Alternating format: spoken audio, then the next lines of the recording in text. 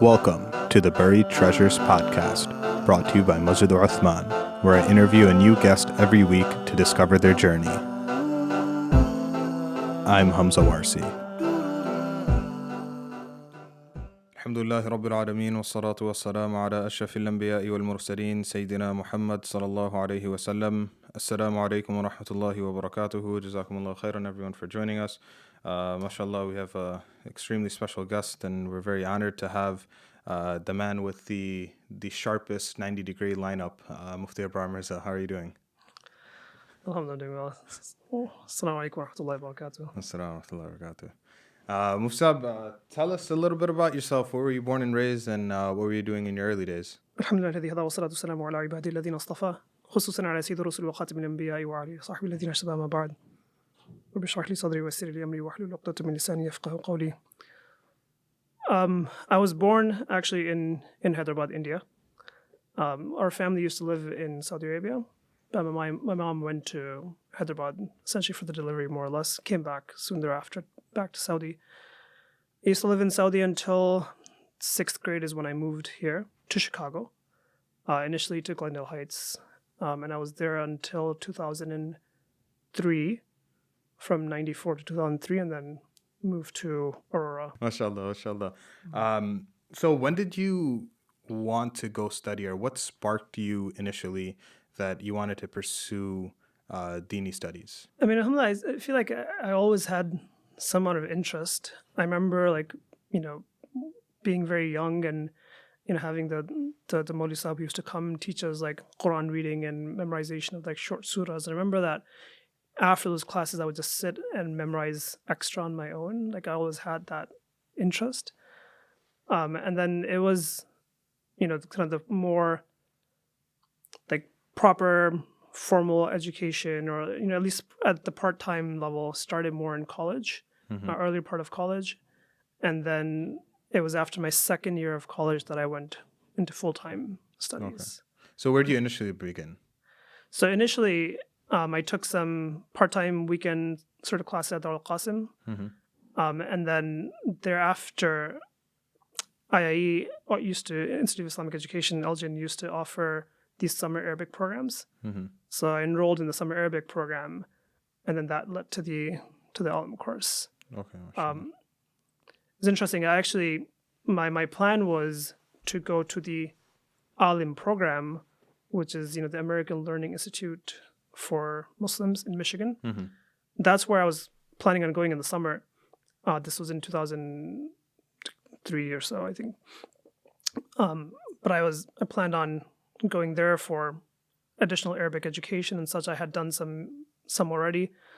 But then I applied to them and didn't hear back.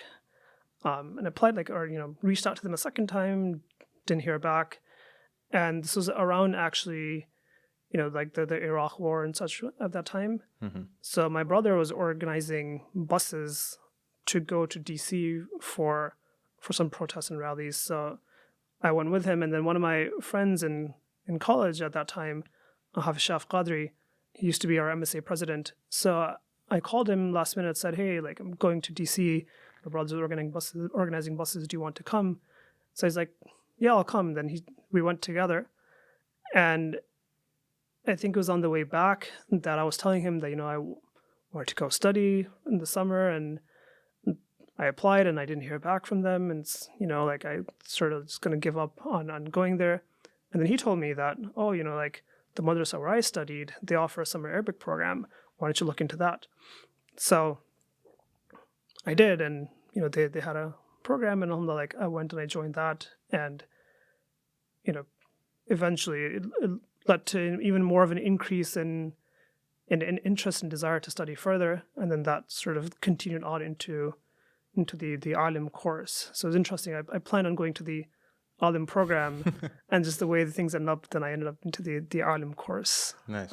It's interesting because my brother-in-law, my older sister's husband, is very much involved in the Alim program. I remember telling him this, and he was like, yeah, I remember he was talking about they had gotten together after that summer, and like he was telling me, it's like we're all trying to figure out like how did this application and how did this email, this follow up, everything just went unnoticed, and we were doing like an internal check of like how did this fall through, and they're saying like we just didn't have any explanation for how this happened, but this was the will of Allah subhanahu wa ta'ala. Oh, no, yeah. Alhamdulillah. MashaAllah, MashaAllah. So you were pursuing your degree in IS, right? Information Systems at Benedictine? Yes, correct. Is that what you completed your degree in as well?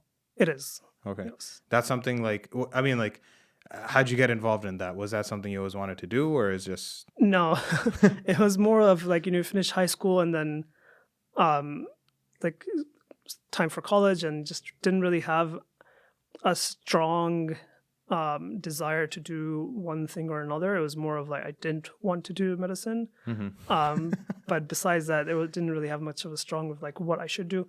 I mean, my older brother did IT, and my older sister was doing something of that nature as well.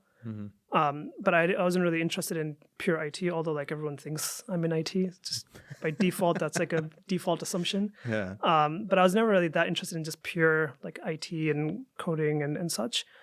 So information systems had a more business side to it. So I knew that there'd be like if I did that, like it seemed more, like it seemed more interesting to me to have a technical side and a business side both, and that way when you get into a career, you've got kind of two different angles that you can try to pursue and go down. So that's kind of where it came about, but it wasn't like growing up I always wanted to do IS, right? Yeah, definitely, mashallah. So you get introduced to this Arabic program at IIE. What did you guys cover during that summer? It was kind of the standard like sarf, nahu, and such, and there was some Quran memorization that was part of the course as well. So I mean, alhamdulillah, it was a good course, mashallah.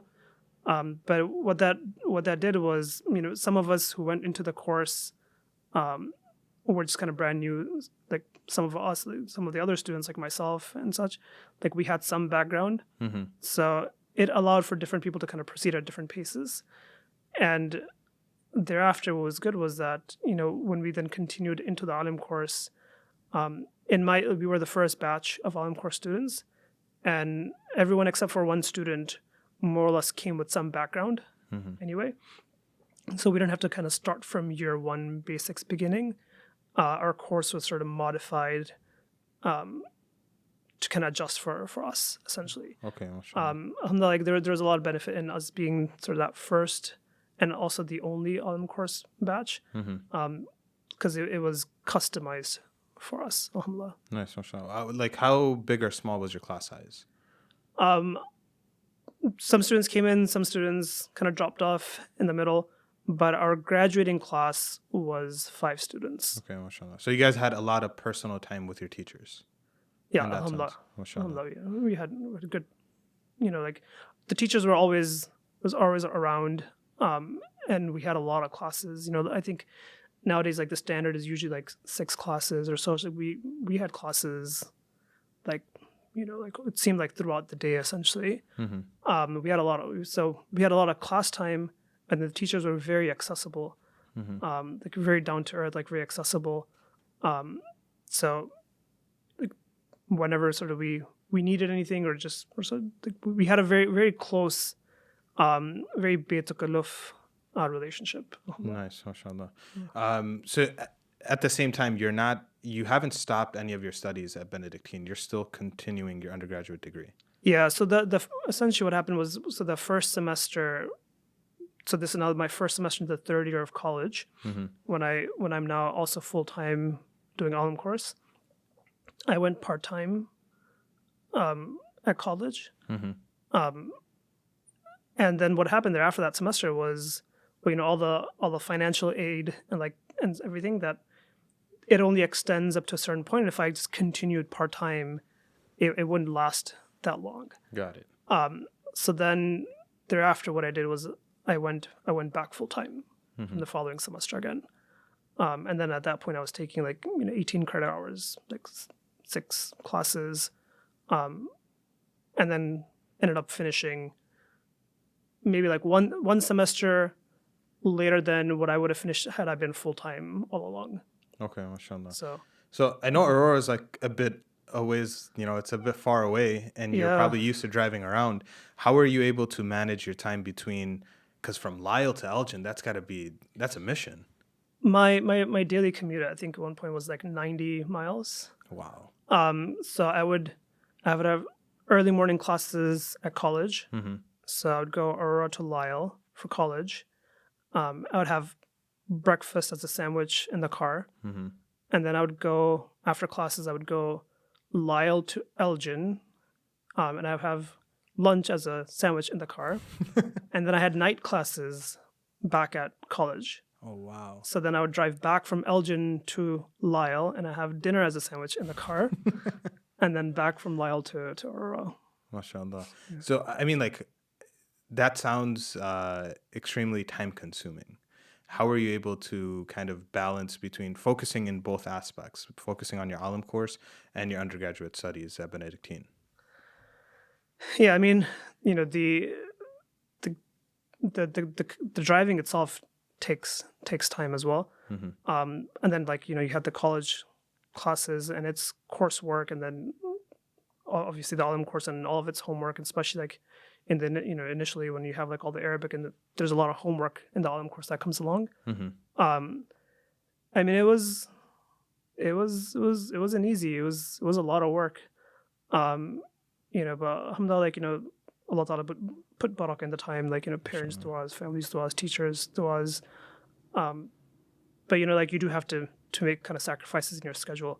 Mm-hmm. So kind of giving up on a lot of like the essentially free time, right? Mm-hmm. And anything that's associated with it, like just kind of just focus on studying, cutting down on sleep a lot. I mean, I would sleep 4 hours a day. And I think years went by that I slept sitting down studying, and like the lights never were off in my room, and I never laid down on the bed. I just sit and study until I fall asleep, and then middle of the night I'd wake up, and then I just start studying again until I fell asleep again, and then that would like repeat like 3-4 times during the night, and then eventually like it's morning time, and then back to the same. Did you at least like drink coffee, Monster, Red Bull, something? No, I didn't. I was never into the coffee. No caffeine, and you're still charging away. No, I mean the only caffeine that I would like ever have would be like soda. Mm-hmm. But like that's eventually like it doesn't help anymore. Yeah.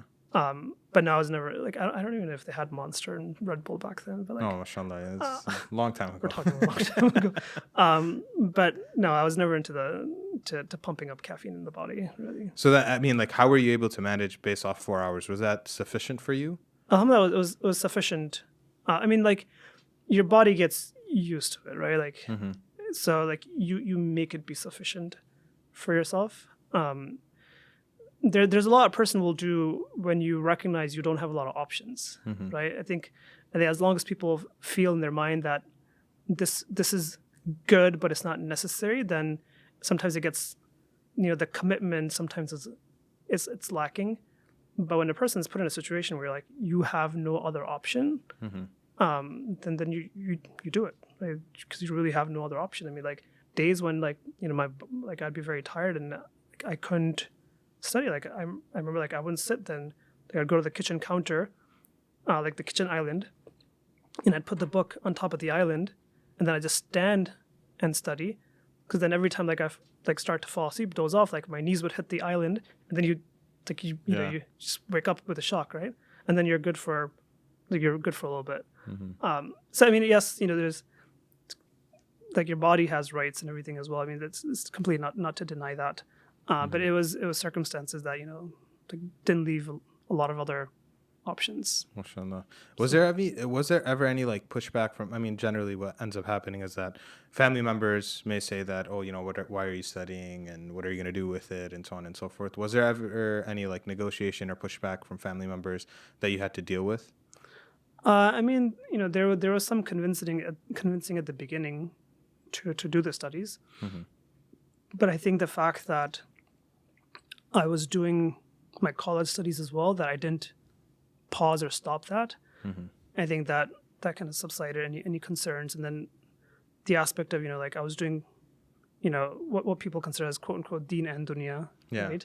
What people consider as like, doing your secular quote unquote education and religious education. The fact that I was doing both, I think subsided any concerns that anyone may have had. But otherwise, I mean, generally, alhamdulillah, like family was supportive of my studies. MashaAllah.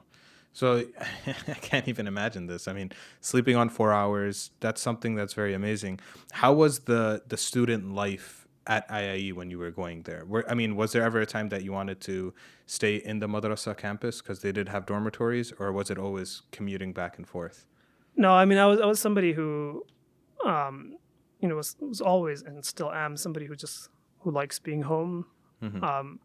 So, my parents told me like, just you can stay there, and I was like, no, I don't want to stay there. I mean, I had, like even for college, I had like NIU and some other places like a free tuition ride, 4 years. I didn't take it because I was like, I don't want to stay there. I wanted somewhere where I could commute. And same thing with IE, that I would, and there was a time eventually where, I remember like our class started at 5 a.m. So I'd leave home at like 4:15 a.m. Oh, wow. And then I would like leave from the madrasa at 11 p.m. at night. But like I still wanted to go back home. I didn't want to stay. And it wasn't anything to do with the dorms at IE. It wasn't that. It was just that even if I was going to come home that late and for that minimum amount of time, like I still wanted to come back home. MashaAllah.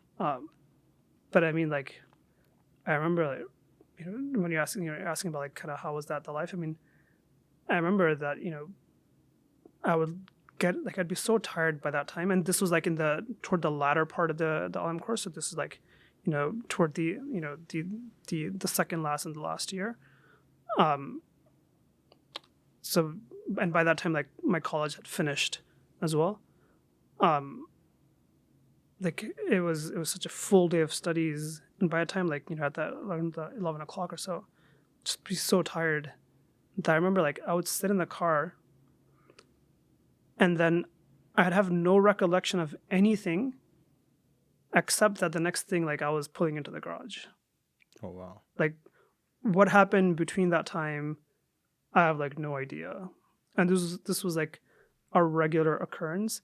And like I'll just kind of disclaimer it saying like I'm not encouraging or like like it's not good, right? It's not something I would do again. But I remember like that was just kind of situation like I'd want to go home, and I'd get in the car at 11 o'clock or 11:15 or so, and then like next thing like is just home, and I have like no recollection of anything that happened in between. I remember this one time, I just kind of snapped, and I see like cops and lights behind me, and then I pull over. And the first thing the cop comes and he says like, "I've been following you for like so long, and you just keep weaving in and out of traffic." I was like, I have no recollection of that. This one time I remember like I just kind of snapped back.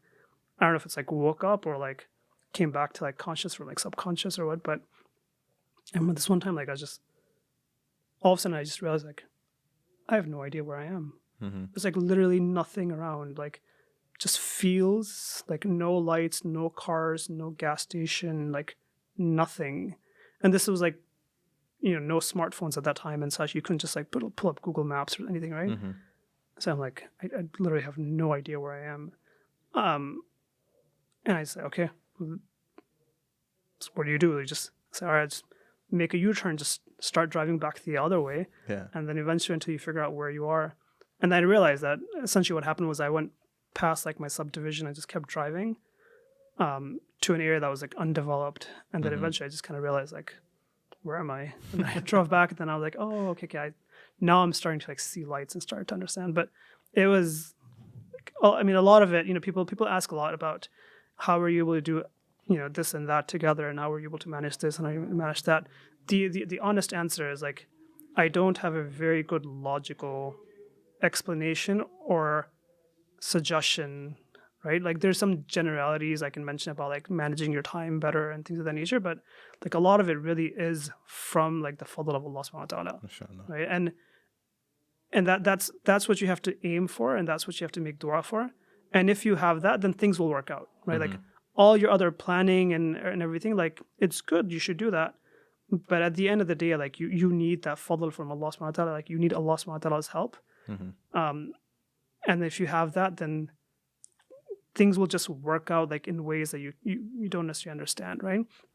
وَمَن يَتَّقِ اللَّهَ يَجْعَل لَهُ مَخْرَجًا وَيَرْزُقْهُ مِنْ حَيْثُ لَا يَحْتَسِبُ. Allah subhanahu wa ta'ala talks about, person like who has the consciousness of Allah subhanahu wa ta'ala, who's God-fearing, that like Allah subhanahu wa ta'ala creates avenues for that person from ways that they didn't imagine. So, as long as, you have like the dua of your parents and you have like the dua of your teachers and such, like you'll get the fadl of Allah subhanahu wa ta'ala. Allah subhanahu wa ta'ala will create solutions that you could have sat down and thought about and would have never figured out. MashaAllah. Definitely. I mean, right when you said cornfields, I'm like, oh, you're probably in Aurora. MashaAllah. So, I mean, you're going back and forth, you're doing your studies. I mean, you explained that you're just giving up all your free time and you're just engrossed in the field of studies.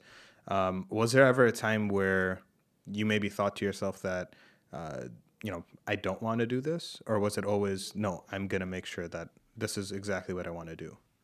No, I mean, alhamdulillah, like I never had any regrets. I mean, just completely, absolutely enjoyed what I was doing.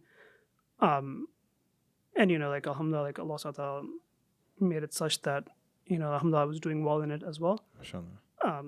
So no, like I never had any second thoughts or regrets or such, as alhamdulillah, like I was always motivated to continue.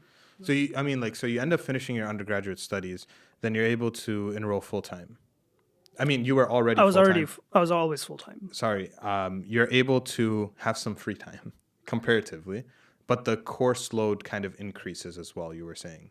Yeah, I mean, like it's kind of like the la rahata ba'da al-yawm. Like there's no rest after today. It's like, once you're in that field, then you're just engrossed in that field, right? So even though, the college ended, it wasn't like you had free time. It's just that something else just took that time now, right? MashaAllah. So it's always kind of rededication of time from one thing to another, as opposed to like free time, right? Like I take off time, like I take vacation from work to do or to catch up on like other work, Yeah. It's always like you free up the time here so that you can dedicate it elsewhere. It's never like you freed up time, so now you've got spare time. Right? Yeah, definitely. So, well, when you were a student, you also had like this leather sock business, right? Yeah, it was like I wanted to. It wasn't like to like it wasn't a financial thing. It was more of I just wanted to understand how doing business works, and there's like virtues of that. So I wanted to just kind of dabble in that and just figure out like, how does, supply management and like distribution and like wholesale agreements and like retail selling and e-commerce, like how all of these things work and fit together and such. So it's more of an exercise to try to figure everything out and understand everything, so that in the future, like if you end up doing something on a larger scale that involves like more investment and such, then you have an understanding of how things work. Plus, then have an understanding from the Islamic side of how things work. So when people ask questions and such, you have background, right? Like practical knowledge. So it was from that perspective. I give credit to Mufti Abdurrahman Mangira. Like he gave me some advices when I was starting off. But it was like this, at that time there was no duck shell wudu gear, like, seal skins or anything. It was just, you had like the pure thick leather socks that you had to get a shoe size higher to fit into. So one of my friends in Canada, he had like a factory in China. He had like multiple businesses, but one of the things that he was producing was these zipperless socks that were like leather at the bottom and like polyurethane at the top. So it just looked very nice and slick, and they were thin, and they met all the conditions for wiping and such. So then I had like this wholesale agreement with him, and then I would then sell and distribute to, Al-Rashad that Mufti Abdurrahman used to run at that time. And, Al-Balagh.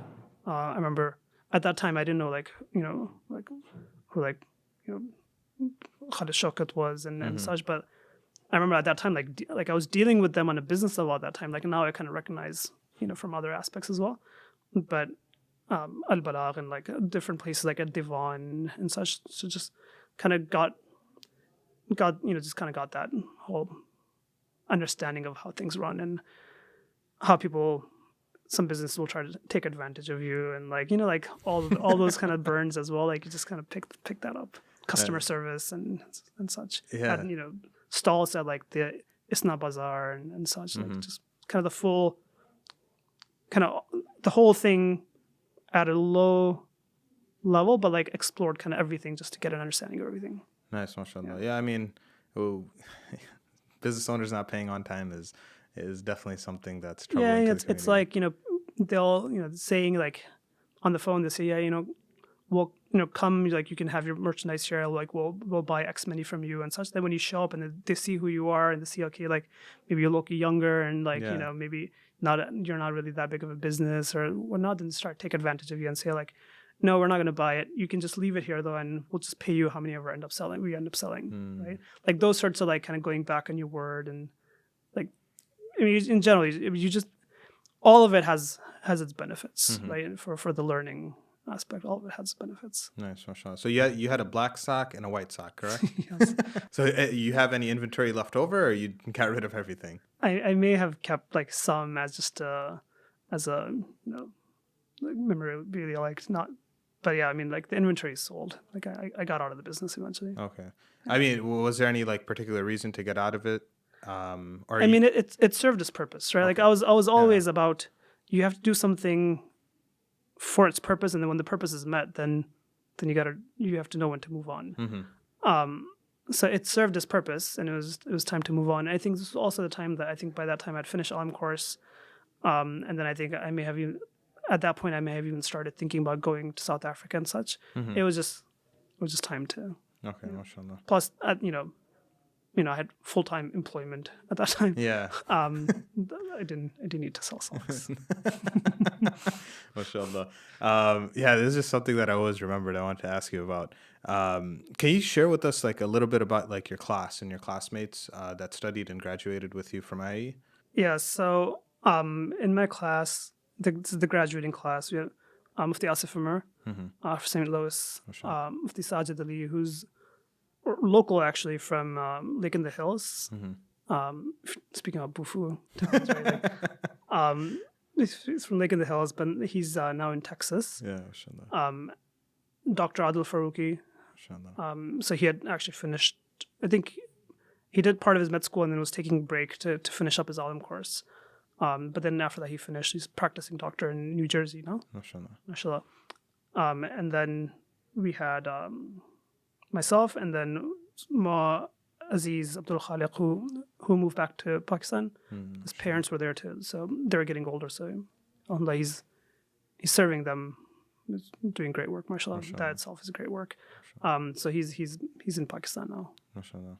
So I mean, you guys had a very small. We had for part of the course. Dr Bashar was with us as well, because he was also taking time off from med school, taking a break to study, and then eventually he went back to med school, and then he went study part-time with Sheikh Hussein at that point.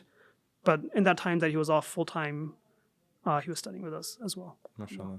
I mean, what when you're spending so many years with the same people, you're seeing them daily, day in and day out, what type of brotherhood or bond did you form with them?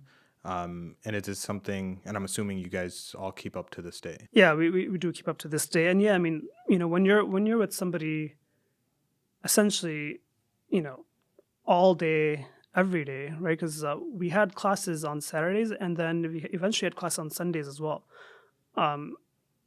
Because, Ma Naeem, rahimahullah, who was our Shaykh al-Hadith al-Bukhari, he, like when we started having classes with him, we said like Sundays are off, and he's like, well, what are you talking about day off? Like, it was like such a cheap concept. So like, okay, we'll have class on Sundays too then. So, I mean, alhamdulillah, like when you have class with somebody, or you're with somebody all day, every day, years together, then you do have a very strong relationship, alhamdulillah. And even when it was time for me to go to South Africa, it was very difficult for me to kind of be away from home. But one of the reasons why I could even think about going was because Mufti Asif was there. So then I knew like I had like a brother there. So I mean, it is alhamdulillah like a very, very strong bond. MashaAllah. Were there ever any challenges that you faced when you were studying in terms of, I mean, like obviously you have the difficulty of commuting, number one, but was there anything outside of that kind of, that ever came in your way or an obstacle that you had to overcome? No, I mean, alhamdulillah, I can't think of anything that I would say was an obstacle in my studies or such. I mean, I think initially just, committing to the full-time studies and getting like everyone on board to do the full-time studies, I think that was kind of the only hurdle that I would say I ever faced. I mean, alhamdulillah, like once that was cleared, then, alhamdulillah, like I didn't have any issues.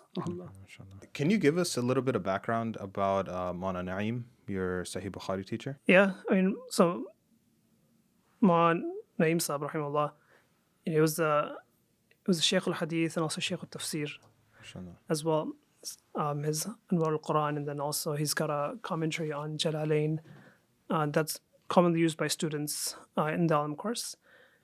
And just, a hidden gem that was here in Chicago.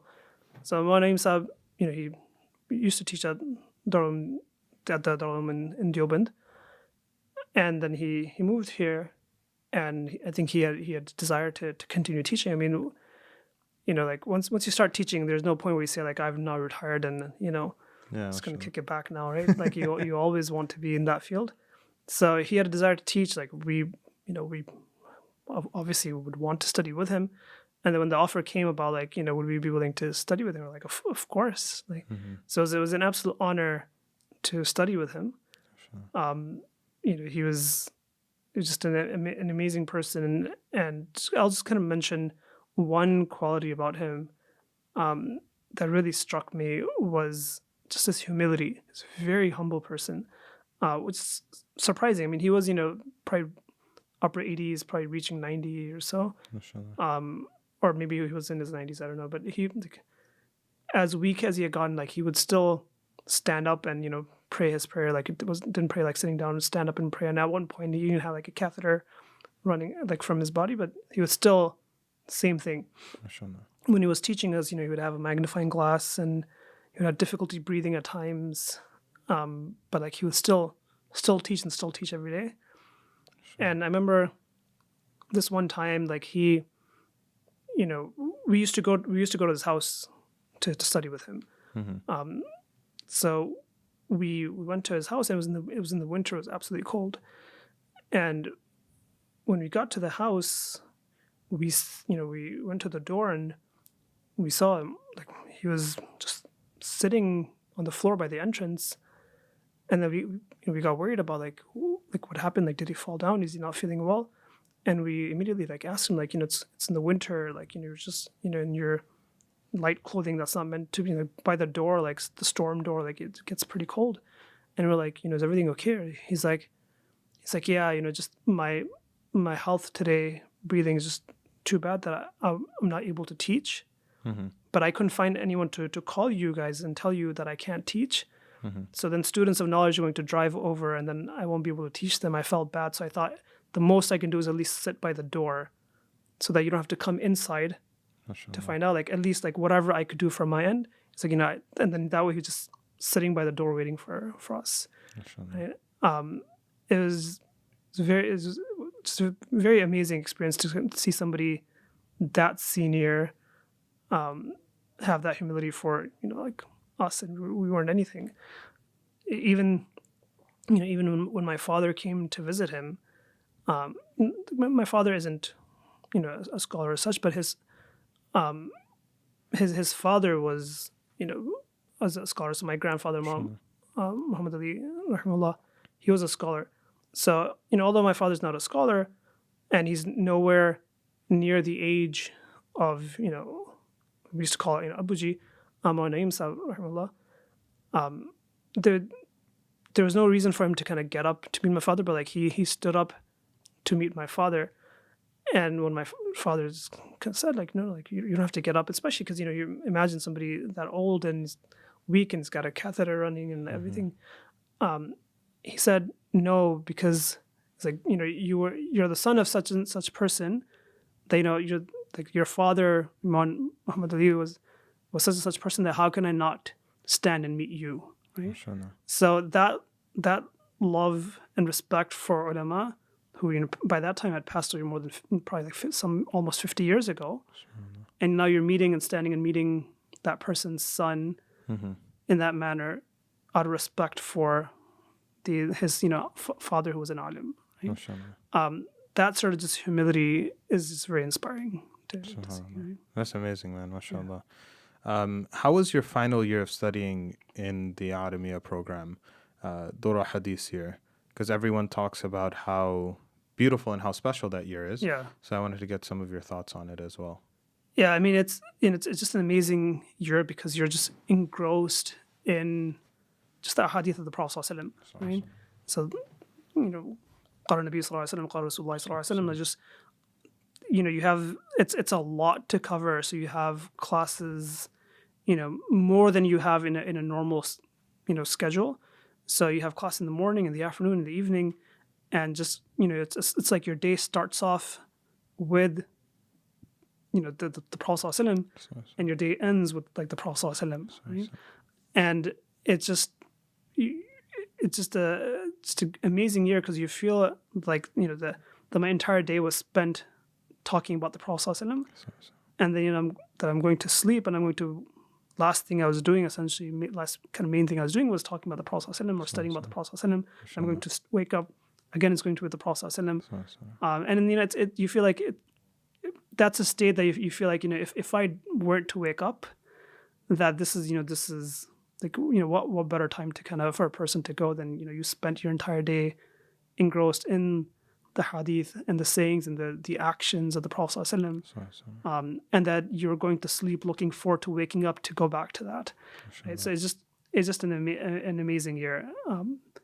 It's one of those things that even though like while you're in it, you're thinking that I know this isn't going to, like, this is a one-time opportunity. This doesn't happen again. And I need to maximize my benefit, my time and value from what I have here. But still, like, when it passes, then you still feel like maybe I could have done more, or there's always there's just desire that maybe you can have that again. But it's kind of the highlight of all the efforts that you put in and all the struggles you have throughout your course. It's a very beautiful sort of ending to the course. MashaAllah. How was your graduation? What were the feelings that you were going through? Yeah, I mean, so in my feeling, in my graduation, I remember a lot of ulama came because we were the first graduates of Alim course on the Madrasah. So I remember like Mufti Abrar, Imam Ilyas, Imam Tahir Anwar was there, and there's like a lot of ulama, Sharia board ulama and Divan from here, from like, my Ibrahim Desai from Buffalo at that time. Like there's a lot of ulama from the US who came, and it was just, you feel so much awe from like all these ulama sitting around you, and now you're about to graduate and quote unquote qualify as like an alim, and it's just the feeling is just it's like you can't really describe it well. Yeah. I mean, I remember at this one point, I think Mufti Ebrahim Desai, like after I recited like the last hadith, he gave me like a bottle of water and said, to blow in it, and then he was going to keep it, and I remember just thinking that, like, why would you, for me? But it's not about you. And then you realize it's not about you. It's about you recite like the kalam of Rasulullah sallallahu alaihi wasallam, right? So then you recognize that it's not us, but it's what we're associated with, right? And as long as we stay true to that, what we're associated with, like as long as we stay true to that ilm, as long as we stay true to that sunnah of the Prophet ﷺ and the book of Allah SWT that we learn, that if we stick to that and we hold on to that, then whatever like sharaf, whatever the honor that Allah SWT is giving is with you. And then Allah forbid, like if we ever move away from that, then, you don't, then you have no cause or you have no reason to merit anything. So it was just very awe-inspiring to see all these ulama gather, and you feel a lot of pressure, and you feel like, look at so-and-so and look at what they're doing and what they're accomplished, and them, and I'm supposed to be now part of this fraternity. But then you think about yourself and you feel like, how am I going to ever compare? So it's, there's a lot of happiness, there's a lot of excitement, but there's a lot of nervousness, concern, fear, like disappointment in yourself about like, how am I going to kind of be within, a group, if you will, a fraternity, or with a title that like these other ulama are associated with, and who am I, and who like look at them. So there's a lot of different emotions that just kind of go through you. Inshallah. So after you graduated, when you're graduating or right after graduating, did you always want to do the Iftaa program? At the time that I was graduating, at that time, like I needed to work, like I wanted to work. But I had this desire to like go more into like jurisprudence, into fiqh. Like my mind was always engrossed in like one fiqhi, like mas'ala, one fiqhi thought after another. And like, no matter what the topic would be, like I just think about some fiqhi angle with it. Yeah. I remember like, I spoke to Bilal this one time. I remember because we were at a nikah, and I remember like the person, someone giving a talk went up on one of the family members, and he's just started off saying about, we're gathered at this nikah, and that's all I remember hearing. And then what happened after that was like, I heard the word nikah, then I was thinking about like the references on like, an-nikahu yan'aqidu bil ijab wal qabul, like, like nikah happens with ijab and qabul, and then like these are the sharait of nikah, and like my mind just kind of went like into one fiqhi thought after another fiqhi thought after another fiqhi thought, and like eventually somehow I ended up at like the ruling of eating horse meat at one point. Like it's all like, it just started from like some person saying like, we're gathered at a nikah, right? Yeah. That's all I remember. And then like eventually like the speech ended, and I was thinking like, why am I thinking about horse meat? Like, and I remember like I spoke to my Bilal about it. It's like, like my mind just kind of keeps going, like keeps doing this, like to sound like abnormal, right? And remember he mentioned that, no, it's just like you just have a lot of interest in it, something that you need to pursue. So at that time, Mufti Asif Umar, who was one of my classmates, he went to South Africa, to Camperdown, where Mufti Ebrahim Desai Sahib was teaching Iftaa. So he had already enrolled there. So then that's when I thought about like I want to pursue more full-time as well. So then that, since he was there, then it was easier for me to go somewhere where I had somebody very close like that. So then alhamdulillah, then things worked out. Then I went there and studied. MashaAllah. Yeah. And how long were you studying there for? How long was the course for? The course was 2 years. MashaAllah. So then in that 1 year that I was working, I was doing a lot of individual reading, and then I was doing some online classes with Mufti Hussein Kadodia, who was one of the teachers there. And then so when I went there, essentially Mufti Sahib more or less, like the books were, like he was teaching everyone the same books. So it wasn't like a very clear distinction between like year one sits here and year two is in that class. Like we're all together anyway. It's just that, you do something and then next year it's like the next year batch will kind of do something and the new ones will come and join them and such. So when I was there, like, I joined with everyone else. So the first year and second year guys were all together, and then Mufti Sahib taught like all the books. So we finished all the books, and then Mufti Sahib told me that like he's not worried about me, and then he alhamdulillah, let me finish. So then I came back after 1 year. MashaAllah. So then I came back with Mufti Asif. MashaAllah. So how was the student life in Camperdown? The madrasa there, it's a very nice madrasa. I would say like the food was probably better than some of the other madaris in South Africa. But Muhammad Madni rahimahullah, who was like our principal, he was somebody who was he was always very mindful and focused on like the students' well-being and their comfort and such. So alhamdulillah, I can't complain about anything. Just being in madrasa itself, has its challenges. Not everything's obviously the same as home. And I remember Muhammad Madni rahimahullah telling me once, he was saying that we could create more comfort for students, but then what happens is saying that there's from different poor parts of Africa, students come and they study here, and what happens then, if we make this comfortable, then it becomes hard for those students to go back to their communities where there's a lot of struggle and there's a lot of mujahada. So then if you have that mujahada and if you have that struggle in your student days in the madrasa, then that way when you go back into the communities and you go back and serve wherever there's a need, then you're ready to face those challenges. And you don't feel like I had something that was comfortable and now I don't want to go serve in these areas that are, kind of more difficult areas to serve in and such, that a person's has gotten used to struggling in their madrasa days and is ready to struggle when they go out. So there's some aspect of, in a madrasa that some of the mujahada, some of the struggles are intentional, right? And they're good and they're beneficial for the student. Have you traveled internationally prior to that, or was that your first international trip? No, I've done, like, our family used to do a lot of international traveling. So were there any differences that you saw like in South Africa versus America where it was like extremely challenging, or it was kind of easy to adapt because you were a bit older? I remember like when I was going to South Africa, like my parents were worried because it's Africa and there's like crime and like other type of like stereotypes that unfortunately come with it. So I remember like I went online and I was like, I'm just going to Google all the facts about South Africa and it's like crime rates and things of that nature, and like just kind of show it to my parents to put them at ease. And then when I did that, I realized, oh, that's not a good idea.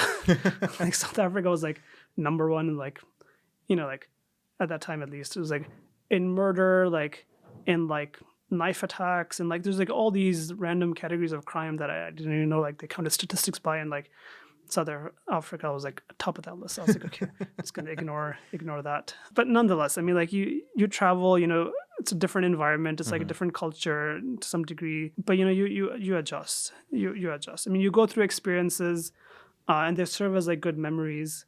Like got robbed, right? Which never happened in any of my prior international trips. But still, you keep moving on, right? I think what happens often is, the people who are in the thick, in the middle of some of these challenging situations, it becomes a bit normalized to them, right? Like, as opposed to those who are observing from further and from a more comfortable place, look at it and say like, oh my God, like, how can you? I remember like, some of the teachers, when they would go on vacation, they would ask us students if we can stay in their homes. And, they would provide food and snacks. So then it was like you had good incentive to stay at their home, right? Instead of like spending your days off at the madrasa. And they're like, houses were like all kind of close by. But the reason was because there was just so much robberies that used to happen at the house, right? So you don't want to leave it unattended. Yeah. And the house was, like you're walking into the house. Imagine like a guardrail instead of like a storm door to get in that you get into, and then you lock behind you. Then in order to get into like past the living room to the kitchen area, there's another one that you open and unlock and kind of lock behind you, and you get into the kitchen and areas, and then toward the bedrooms there's like another one. Like you just get an idea of like, the kind of the crime rate we're talking about. And like in Camperdown, a lot of the crimes just used to happen even just in broad daylight because a lot of the people who were living there were working elsewhere. But still, like when you come back and you think about like all these things and like I remember like when I would stay at this house, like I used to keep a bat with me for like safety. And like, at that time I was like, oh, I'm just going to grab this bat. And like, I bought like this African Zulu spear that, like the like African crafts that they would make. I was like, yeah, let me get that bat. Let me get the spear and keep it for protection. And like you come back and you're like, Yeah. You think about like, oh man, like what situations I was in. But at that time you're like, you're not analyzing it by that level. You're just like your primary focus is on studies, and these are kind of all secondary matters, right? But obviously you don't tell your parents all these stories until you come back. Because I mean, if you tell them there, then that's when somebody's analyzing it from a distance, from a more comfortable position, and then they just panic. So I mean, when you're studying in South Africa as well, one thing we didn't touch upon yet, which I did want to kind of dive into, is your memorization of the Quran. So you're a Hafiz of Quran, right? MashaAllah. So when did that journey begin for you? I mean, outside of like, just memorizing of like some short surahs from the back and such, really it started when I enrolled into the summer program at IE, because memorizing the 30th juz was part of the summer program, if you will. So then it was more dedicated memorization. And then when I continued onward into the Alim course, then I continued that memorization. And then eventually I was thinking, okay, I'll keep memorizing as we do study like Quran tarjuma, Quran translation, meanings and such. Whatever we're studying, I'll memorize that. But I mean, it's hard, right? Like, because you go at a much faster pace than you can really memorize and retain and review. On the side, while you have a full-time college and a full-time Alim course, then to do like part-time hifz is just like you struggle with the time.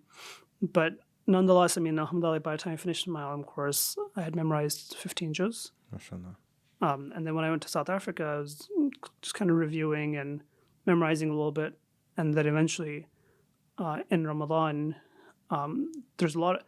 I remember when I went to South Africa, that was my first time being away from home for any significant amount of period. It was very difficult. I was very homesick from that, right? And I remember like Ramadan, I think at that time was like in August time frame, I think it was. And I remember like the entire year, like I was counting down until I get to go home in Ramadan. Because our course was from January to December. It was kind of the academic year. So it was more or less aligned with like the calendar year. So went in January, beginning of January, and then just counting down until like Ramadan. I had my flights booked and everything. It was maybe like a few days before it was time to go home. Mufti Ebrahim Desai called me over and said, it's like, I want you to stay in Ramadan. I remember that was so difficult and like crushing for me. I was like, oh. And then like I called home and like, telling your parents who've also been waiting all year for you to come home and saying like, Mufti Sahib wants me to stay, so I'll stay, And then obviously the next time I'm going to go home is in December or end of December, beginning of January, like basically a full year later, where, like I was before that barely away for like a weekend. So that Ramadan, like Mufti Sahib told me to stay, and he said, stay, it'll be very beneficial. And he told me, that for Ask Imam, like, I want you to take out all the questions. I want you to answer them. I don't want you to check them by anybody else. So, because normally what would happen is you'd at least concur with another student. And then, like, our deputy mufti was there, or somebody else was there. And he said, I want you to just take out the questions. I want you to answer them yourself. I don't want you to have them checked by anyone. Because Mufti Sahib was going to England for Ramadan. So he's like, you just answer them. Don't have them checked by anybody. Right? And know that I was only at that point there for half a year. Right? And that was a lot of pressure to do that, because these answers are going to go on askimam.org. Right? And he said that this will be beneficial for you, and it'll give you confidence for when you run your own Darul Iftaa. Right? I remember at that time I was thinking, run my own Darul Iftaa, like, when is that ever going to happen? Because my plan was I was going to finish inshallah and go back and start working again. So I was thinking like when am I ever going to like run a Darul Iftaa? But I was like, but nonetheless, he asked me to stay, so I said I'll stay. But that Ramadan was very beneficial. Alhamdulillah, Mufti Sahib had like, alhamdulillah, he had foresight to see some of the benefits. But one of the benefits, amongst others, was that because I was there and really no one else was, that in Ramadan, then I just sat down and started memorizing like a quarter juz every day. MashaAllah. So then alhamdulillah, like from the remaining 15, I finished, about half of that in Ramadan. And then after that, like, I just continued memorizing and finished the rest as well. So around at the end of October, it was on Halloween actually. I remember I finished alhamdulillah. MashaAllah. How's that feeling of finishing? It's just an incredible feeling because I mean, at this time you've something they've been working for many years and always kind of on the side, right? It was never like a full-time dedicated thing. But I mean that feeling of just finishing, like I hadn't told my parents that I was memorizing and that I finished, so I wanted to keep it a secret until I came back. So just that happiness that like your parents do so much for you that finally you feel like you have done something that can be of benefit to them. So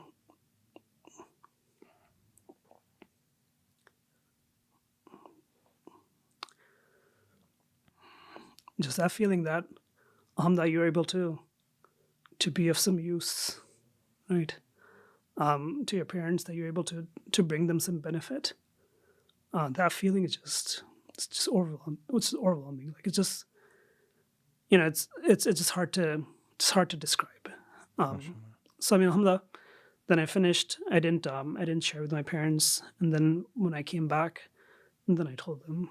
So alhamdulillah, it was they're very happy to hear that, obviously. MashaAllah. That's amazing, MashaAllah. Yeah. Were you reciting to anybody? That was one of my challenges, just because the way my schedule was. That initially, I would recite to Muazzez Ahmed Asab, but that was like at the beginning of Alim course, and then my schedule was different, and like he had his his teaching schedule, and like it just wasn't feasible for me to recite to him. So then there was a point when I would just kind of recite and record it, and then I'd go back and listen to it to check for errors. And then eventually what happens, I mean, is, once you have like a strong grasp of the Arabic, and, when you're memorizing with the meanings and such, you can catch yourself where there's errors, right? Like grammatically something doesn't sound right, or, just from the meaning aspect. But I mean, it was a lot of self-checking, which, is one of the things that, if I were to advise somebody who's doing his part-time and such, I would say, like, have someone that you recite to. I mean, what I did was not what I would consider ideal or something that I would encourage. It was just circumstances. It was just purely based off of circumstances. That's how I could memorize. But I mean, I would encourage anyone who wants to study part-time, do hifz part-time, that you still have a teacher that you recite to. And just for, especially if you don't like understand the meanings and that you're reciting, that you can't catch grammatical errors or such yourself, that you should recite to somebody. And also what that also does is it creates this confidence in you to recite in front of people, which is like something that I struggle with, because I wasn't used to reciting publicly as much.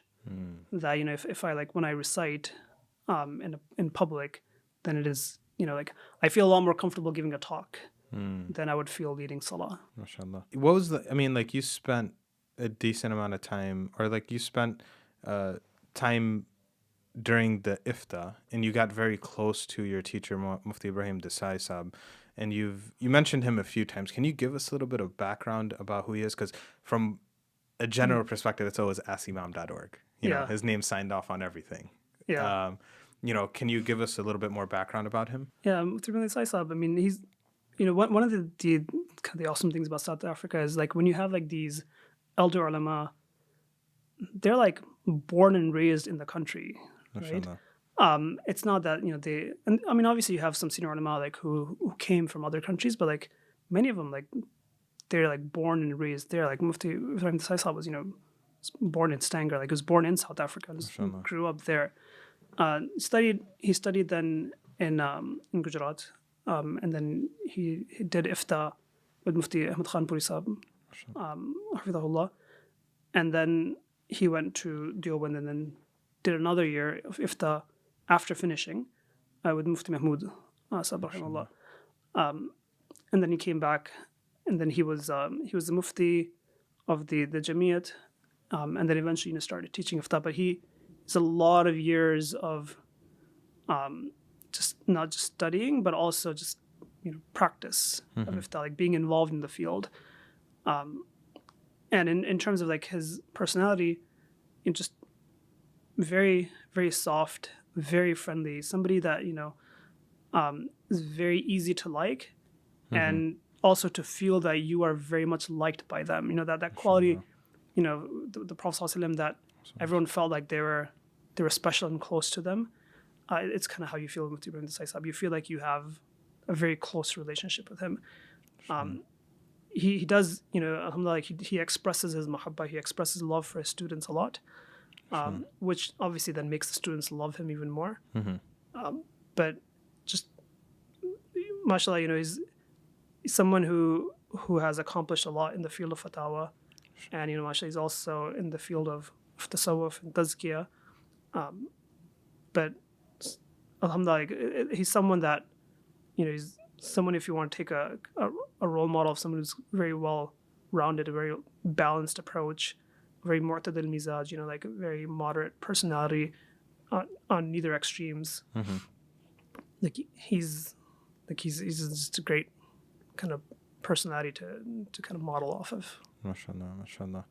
So when you came back from South Africa, I mean, like, how was it feeling leaving the madrasa? I mean, it's sad. I mean, regardless, however long you spend, but the fact that like you've spent that day and night there, and like what you studied there, like what you got out of it, like all the benefit that you sought from it, you just build a very very strong attachment to it. And when you're leaving, it's very sad. When I was studying there, I was studying there because Mufti Ebrahim Desai had his Iftaa course was there. But since then, after I left, maybe a year or two later, he moved to Durban, and then he has Darul Iftaa in Durban. But when the Madrasah In'aamiyyah in Camperdown, last year they were having their 25-year reunion. It was like 25 years since the madrasa started. Yeah, sure. I mean, I flew and I went to the reunion, right? Although the course of my study was no longer there, and Mufti Ebrahim Desai, under whom I studied and under whom I did Iftaa, has a Darul Iftaa in Durban separately. I mean, obviously I went there, I stayed there, but I mean, I still went to the madrasa, although technically, like I didn't study anything else there. Like the teachers at that madrasa, except for Muhammad Abbas Umar, so like the other teachers there aren't like my teachers per se, right? But just that attachment to the madrasa that kind of takes you back. MashaAllah. So I mean, I went, and Mufti Asif Umar, he also went back. MashaAllah. That's amazing, man. So when you came back to the States, did you jump back right into corporate America? I did. I mean, like, I mean, essentially, the way Allah SWT, does things, like, one of my concerns was that, like, when I finish college, there's going to be this gap between my college and, by the time I can actually start working, and there's going to be this gap in my resume, and it's going to be difficult to find jobs at that time. And this is, 2007, so this is, right before, like, essentially the economic collapse that happened. That's primarily in 2008. But there's these concerns about ease in finding a job and everything. But I mean, alhamdulillah, it was such that I graduated on July 22nd, which is Sunday, and then July 23rd I had the job offer. Oh, mashallah. Alhamdulillah. And then I worked for about a year and a half, and then I quit work around December, because I was going then to South Africa in January. And then same thing I had in my mind about, I'm going to have this year gap on my resume after working like only like a year and a half. And it's going to be hard to it may be hard to find something, especially because, again, now it was like, this is now, 2009, like the economy is just not doing well at all, right? But alhamdulillah, it so worked out that before I came back from South Africa, I already had my old job, like I had my old job back. Right? They found out I was coming back, and then they reached out and said, like, interested in coming back. I was like, yeah. And then, alhamdulillah, like I came back, and then next week I started back again. MashaAllah. Do any of your coworkers know like you're a scholar in Deen? I mean, I don't talk about it, but I mean they, like, when I was leaving to South Africa, they all knew why I was leaving. Yeah. And then when you come back, like, people, I mean, like, the word spreads. I don't like necessarily talk about it, but like you're sitting at your desk and you're working, and like some Muslim at work walks up to you and says, like, do you have 5 minutes? And like, then you like walk away with them and like, giving fatwas at work, like, and plus, you can Google anyone nowadays. So I know, like, there are people who knew that, yeah, I was a scholar and that I went to South Africa and I went to study this and such. I mean, how much kind of widely that it's known at work, I don't know. I don't bring it up.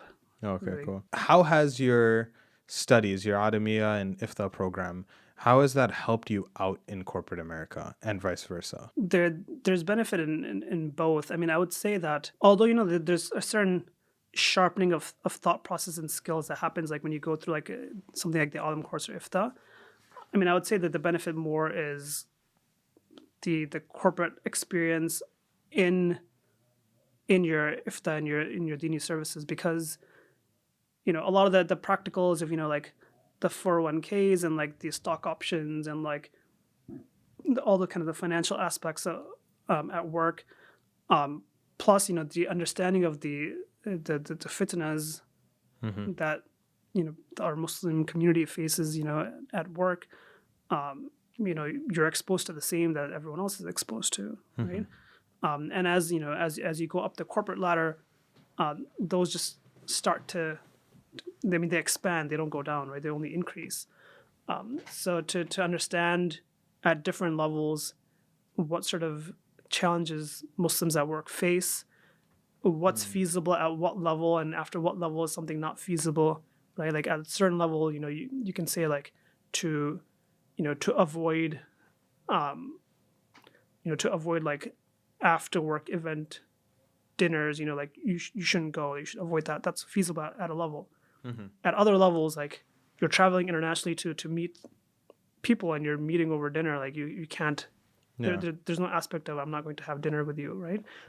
Or just like, so understanding what are the challenges, what are the feasible options, right? Like it's like giving a theory, an ideal that cannot be practically put into place is of little value, right? That's been very beneficial. And I still think that like if I wasn't involved in corporate America, like I don't think I would see the full scale of challenges that I think I understand now, just kind of being in it, right? I mean, and this is, it's a known principle that when you're more involved in a field, then the tajriba that you have, the experience that you have, you become more understanding and you become a more reliable kind of source in that matter because you're fully engaged in it, right? This is why even within like within fiqh, like in the field of Iftaa, we say that in the matters that pertain to like court cases, like we give preference to the view of Imam Abu Yusuf over Imam Abu Hanifa because Imam Abu Yusuf was a judge and he was in fact the Qadi al-Qudat, he was the chief justice, right? Because the knowledge with the experience puts you in a position that you can't be in with just one of the two. Right?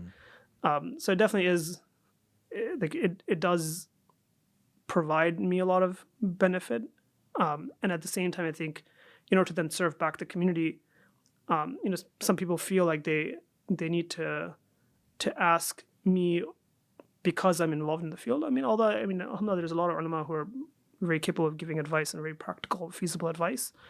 But it does help attract, a small crowd that perhaps wouldn't necessarily feel as comfortable going elsewhere. Right? Nice, mashallah. What's your get up when you go to work? Are you wearing your jubba, your thobe? No, in full honesty, there's without kind of denying, the the virtues of intending to dress in a specific manner in order to emulate the Sunnah of the Prophet and such. The like balanced nature and moderation in a person is to recognize that while something can be argued as virtuous, like it's like we shouldn't make things necessary that aren't necessary, right?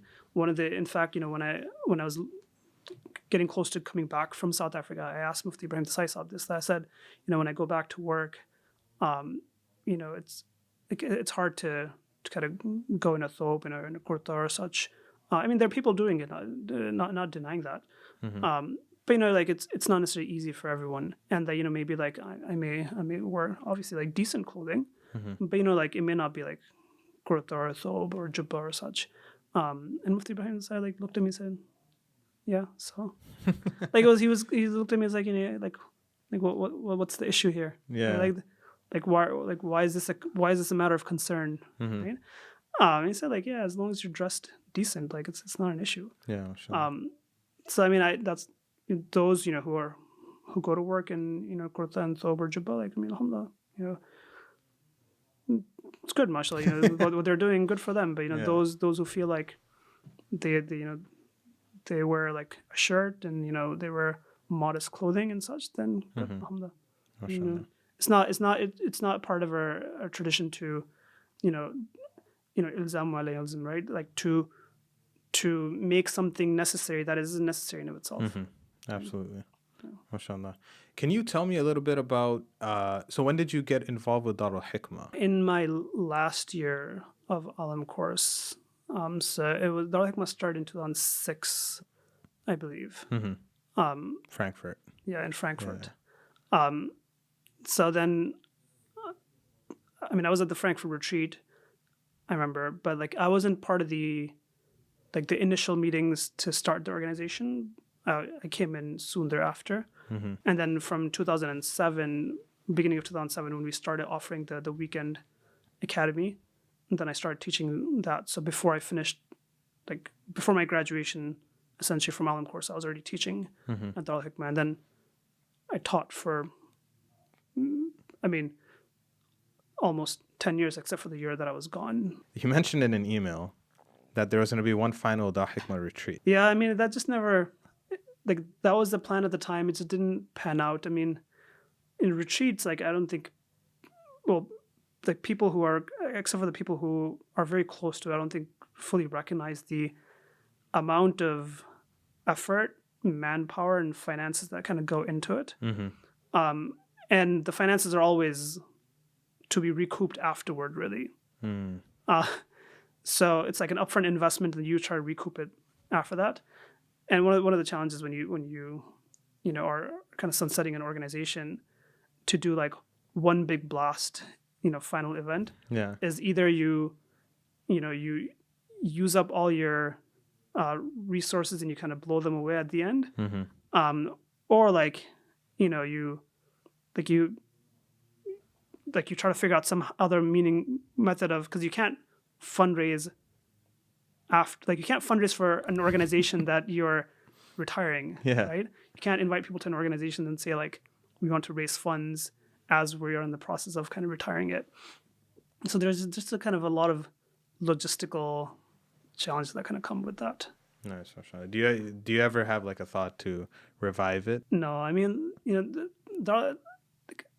kind of my point earlier about you have to kind of recognize the purpose of everything, and there's a time to move on, right? I mean, alhamdulillah, like Darul Hikmah, when it started, I mean, it served excellent purposes of like bringing people closer to the deen, like connecting people with ulama, and especially like younger ulama, and having these retreats, having people come to the masjid, make it i'tikaf, spend all day, for a couple days, in just the masjid, just listening to talks and such. I mean, it was doing something novel, and it was doing something that really wasn't happening elsewhere, right?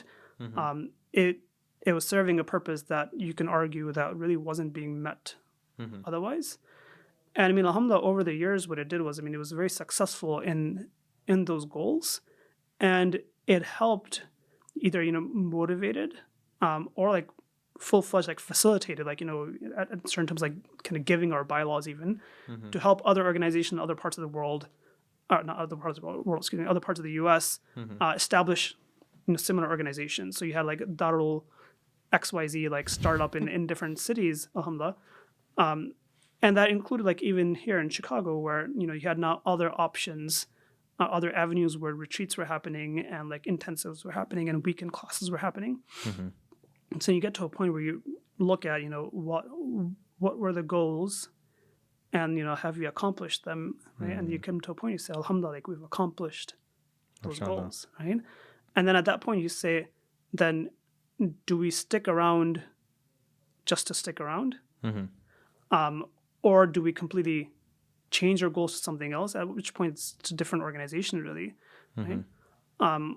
Or like, what's the best method forward? So then decided that, alhamdulillah, like, we can check off the boxes, of like the things that we want to accomplish, and thank Allah subhanahu wa ta'ala for that.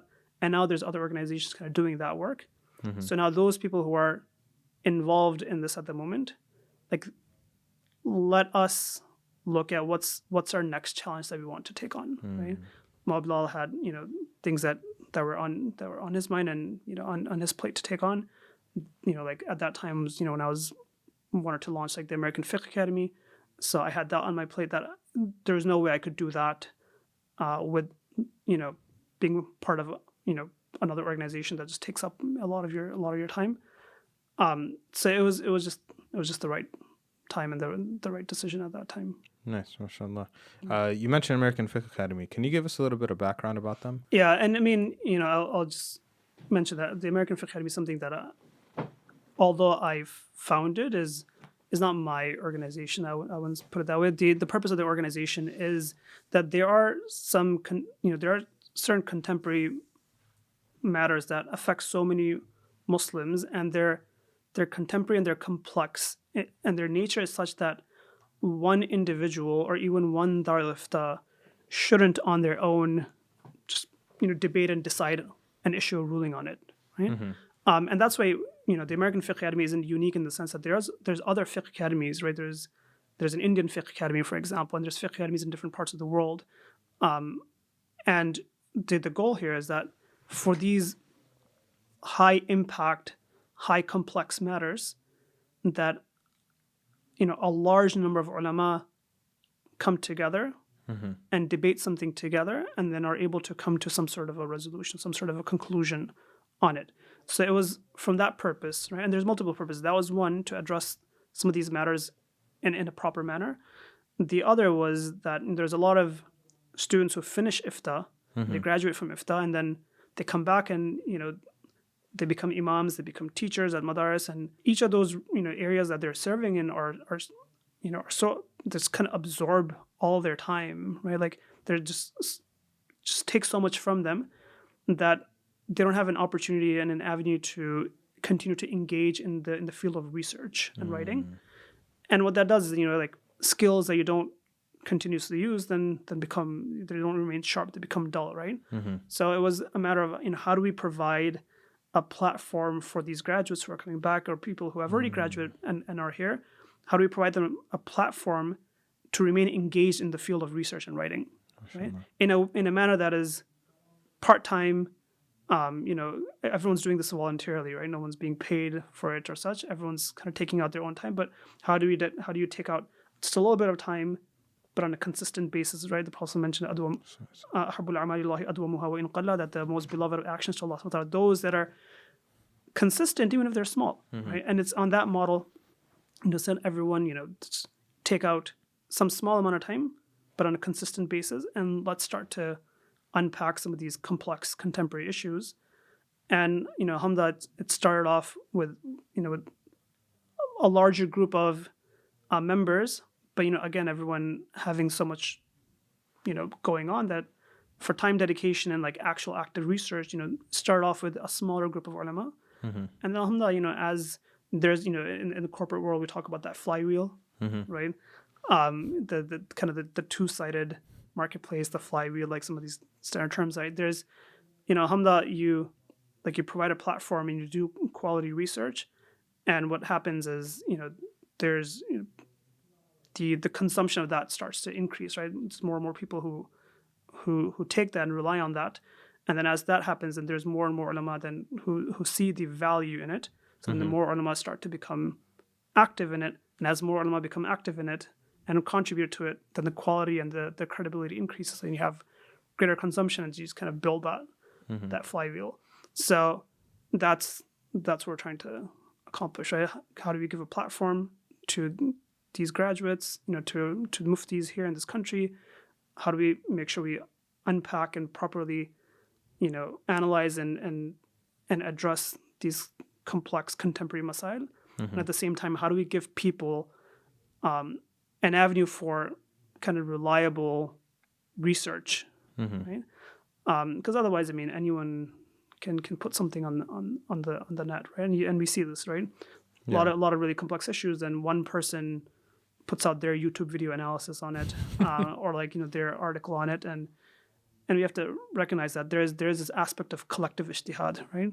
That we get together, and although individually none of us are mujtahids, perhaps, none of us are really of a certain caliber, but when you put all of our efforts together, then there's a strength that is created collectively that is not there individually.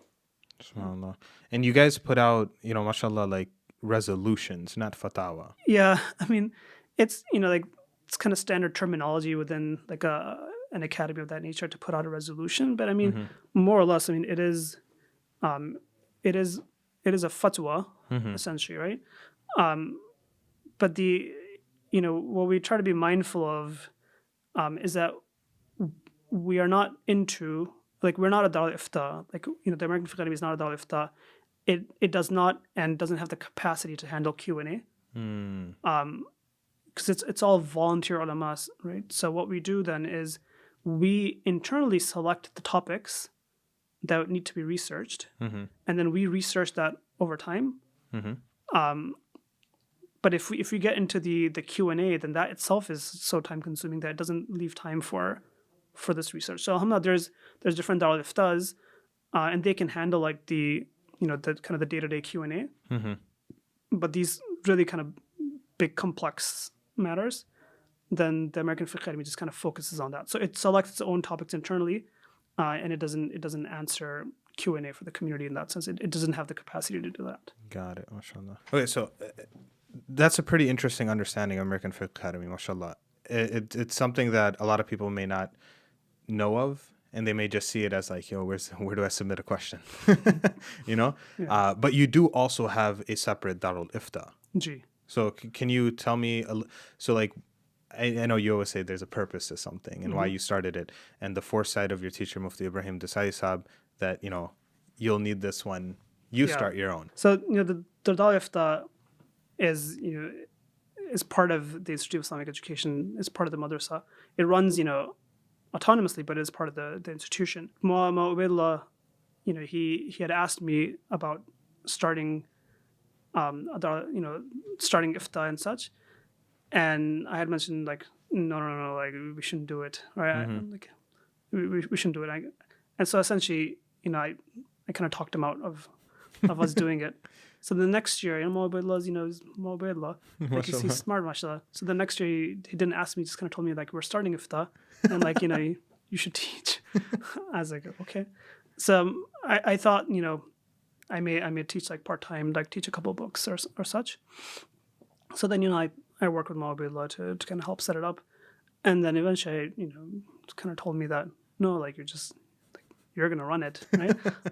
So I spoke to Mufti Ebrahim Desai. I told him I don't think I should, I don't feel I'm up for the challenge and such. And Mufti Ebrahim Desai gave me a lot of advice, encouragement. He just kind of said, his, the thing he always says is, qadam urte nahi uthai jate hain.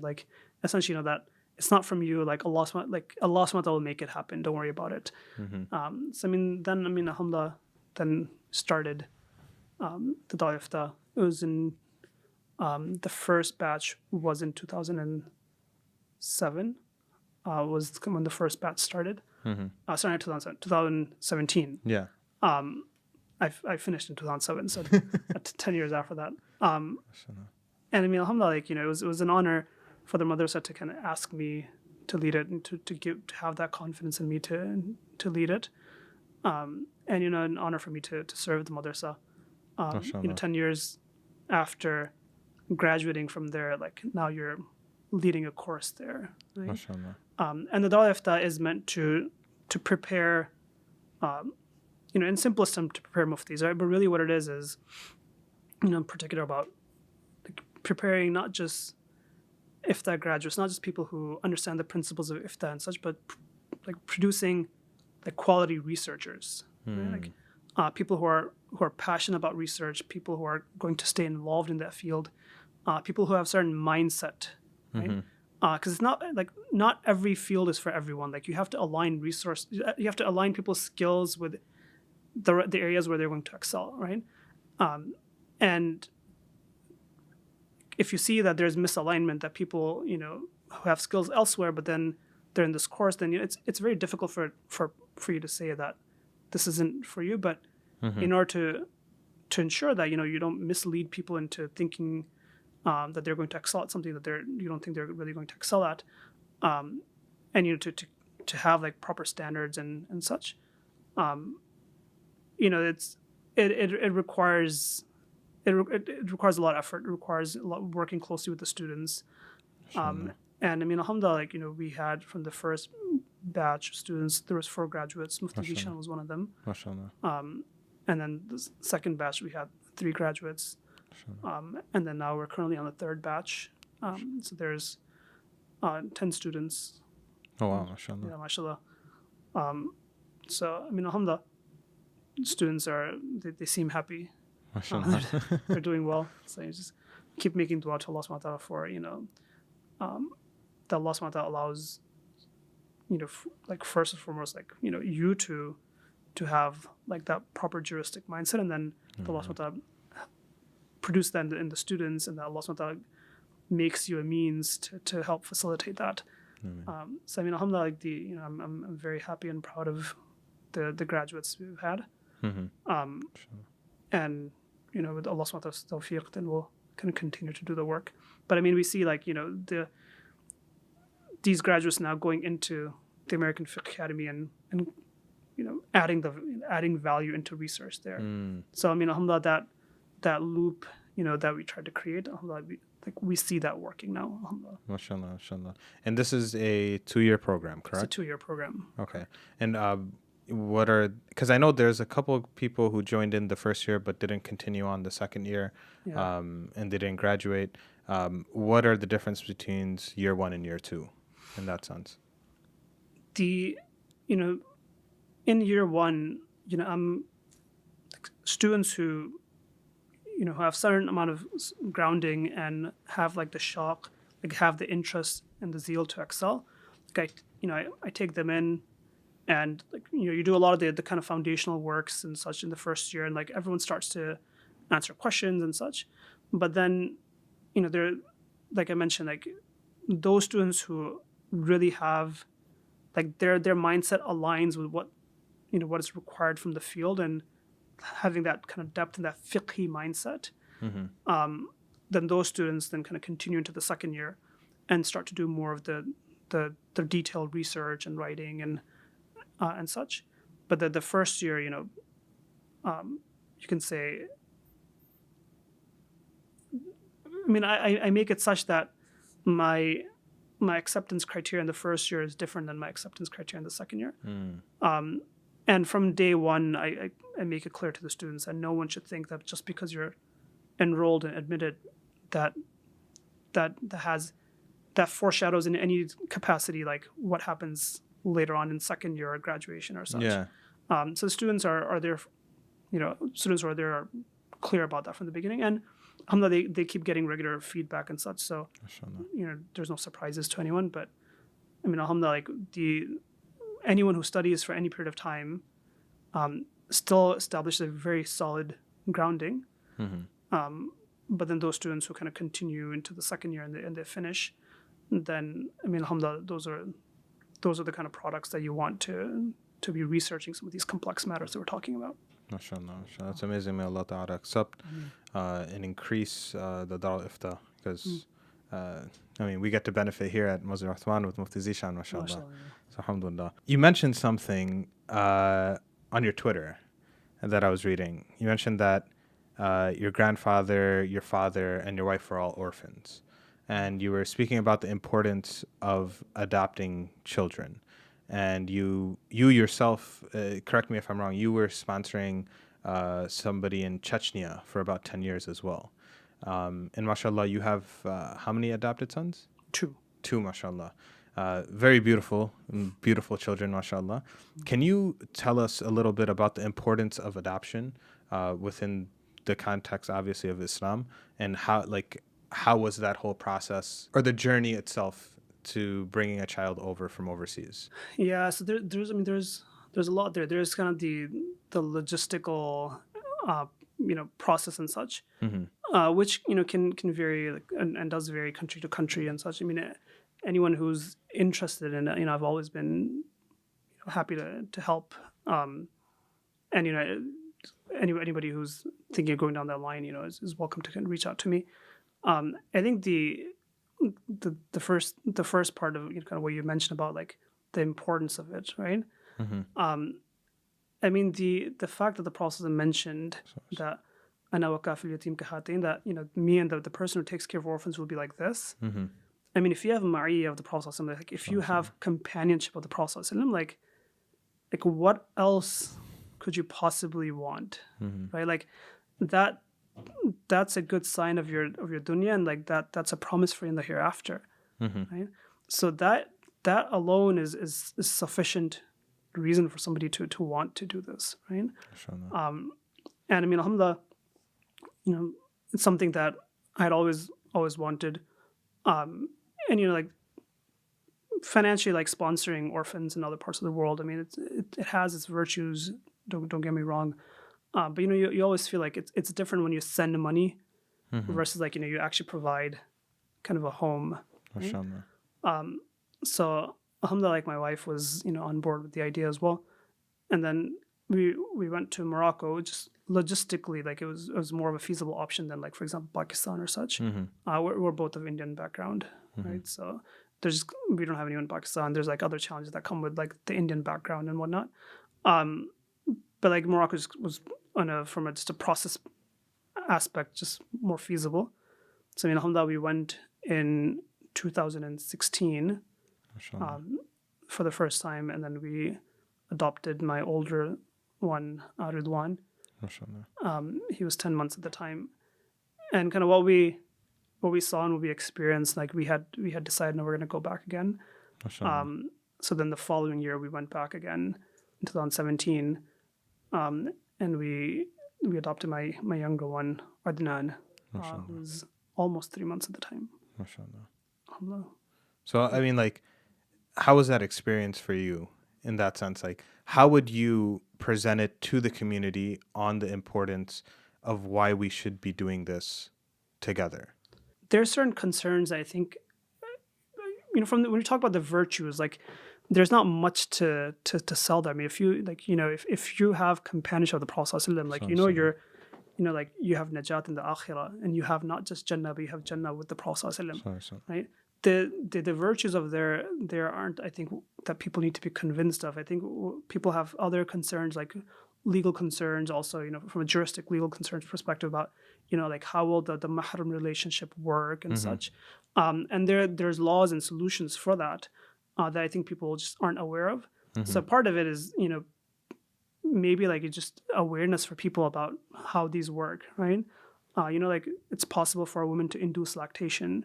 You don't need to be pregnant to have lactation, and when you induce lactation and you give that to the child that is under 2 years of age Islamically, it forms mahram relationships, right? The Prophet mentioned that yuhram min al-adharati ma yuhram min an-nasab, like from breastfeeding, the same things become, the same kind of relations are formed as they're formed through lineage, right? Through blood relations. So there's an aspect of just kind of awareness of the fact, right? Of the legal side about like people's concern about hijab and like kind of those sort of legal concerns. Some people also have a concern about, like if I have my own biological children, if I adopt a child, like will there be this thing in my heart about like there's this difference will people accept it? Will people treat them the same, differently, and whatnot? And I mean, once you have a child like with you and in your house, like there is no, like, you love that child so much, like there is no separation, no distinguishment and such, right? Like those concerns like go away. Like you recognize like your capacity to love is just enormous, right? And that like there is no differentiation between like at that point that the biological child versus like the the biological relative versus like the adopted relative and such. Like you don't have that. SubhanAllah, man. I mean, what advices would you give to someone who's looking to adopt? There's the logistical aspect, which I won't go into, but there's an aspect of before a person adopts, you should just also kind of think through of how you're going to manage that adopted relationship as well, right? So for example, the aspect of the child knowing that they're adopted, right? It's not something that you can hide, right? And it's not something that should be hidden, and nor is like can you hide that, but how do you treat that as something that you celebrate, right? Like for example, with my kids, we celebrate something that we call Family Day, right? We made it up. I don't know if anyone else does the same, but like we made it up for ourselves, and that's the day then that we took custody of the kids, and from like the beginning, like that's a big day of like celebration and like gifts and such, and it's like a big momentous like event that happens every year, and the kids are like super excited about it. They get gifts, and there's like bouncy house, and like, it's just such positive feelings associated with it.